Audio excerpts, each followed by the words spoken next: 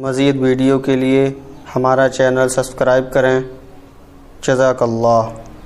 کئی لوگوں کو دیکھا کہ بیمار ہوتے ہیں، کبھی ہسپتال کا چکر، کبھی ڈاکٹر کے پیچھے، تو نبی علیہ الصلوۃ والسلام نے ایک حدیث پاک میں فرمایا، اس حدیث کو مسند احمد نے روایت کیا اور طبرانی نے روایت کیا کہ جو شخص فجر کے بعد 3 مرتبہ یہ دعا پڑھ لے، اللہ 4 مرضوں سے اس کو نجات عطا فرما دیتے ہیں۔ امید ہے کہ مستورات توجہ سے یہ بات سنیں گی اور اس کی اہمیت کو ذرا سمجھیں گی کہ جو شخص فجر کے بعد 3 مرتبہ یہ آیت پڑھ لے تو اللہ تعالیٰ اس کو 4 بڑے بڑے مرضوں سے بچائیں گے۔ نمبر 1، پاگل پن۔ اگر کوئی آدمی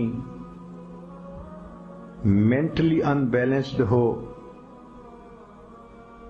ریٹارڈڈ ہو،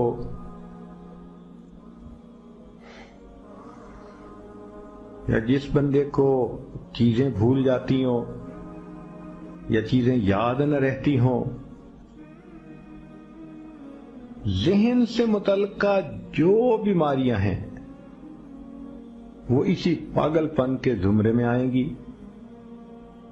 یا کسی کو مرگی کی بیماری ہوتی ہے، وہ بھی اسی زمرے میں آئے گی۔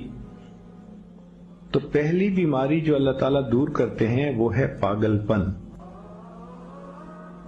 اور دوسری بیماری کوڑ پن۔ کوڑ پن کہتے ہیں چہرہ بدصورت ہو جانا۔ یہ بھی ہو سکتا ہے کہ برس کی بیماری ہو جائے، جیسے بعض عورتوں کو جلد بالکل سفید ہو جاتی ہے اور عجیب بدنما چہرہ ہو جاتا ہے، یا کئی مرتبہ جسم پہ تل اتنے نکل آتے ہیں، دانے اتنے نکل آتے ہیں کہ چہرہ بدنما ہو جاتا ہے، یا چہرے پر داغ پڑ جاتے ہیں کالے رنگ کے۔ تو چہرے پہ داغ پڑیں، چہرے پہ دانے بنیں، یا چہرے پہ برس کے نشان پڑیں، کوئی بھی چیز ہوگی وہ اسی کوڑ پن کے زمرے میں شامل ہوگی، جس سے کہ چہرہ انسان کا بدصورت ہوتا ہو۔ یہ بیماری بھی اللہ دور فرما دیں گے۔ اب جن بیچاریوں کو بیوٹی پارلر پہ جانے کا شوق رہتا ہے اور اپنے فیس پہ پتہ نہیں کیا کیا پروسیس وہ کرواتی ہیں، تو ان کو تو چاہیے کہ وہ اس آیت کو یا اس فکرے کو بار بار پڑھیں تاکہ اللہ تعالیٰ ان کے چہروں کی خوبصورتی دیر تک سلامت رکھیں۔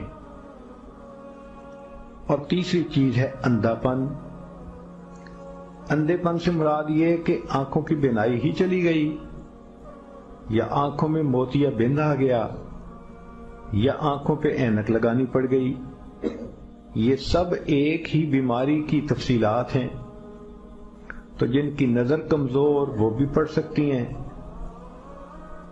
یا جن کو لینز لگانے پڑتے ہیں، کنٹیکٹ لینز سے ہی یا کوئی اور، اس مصیبت سے بھی جان چھوٹ گئی، اور جن کی بینائی چلی گئی اللہ ان کے لیے بھی آسانیاں فرما دیتے ہیں۔ تو پاگل پن کی بیماری ختم، کوڑ پن کی بیماری ختم، اندھے پن کی بیماری ختم، اور چوتھا فرمایا فالج کی بیماری ختم۔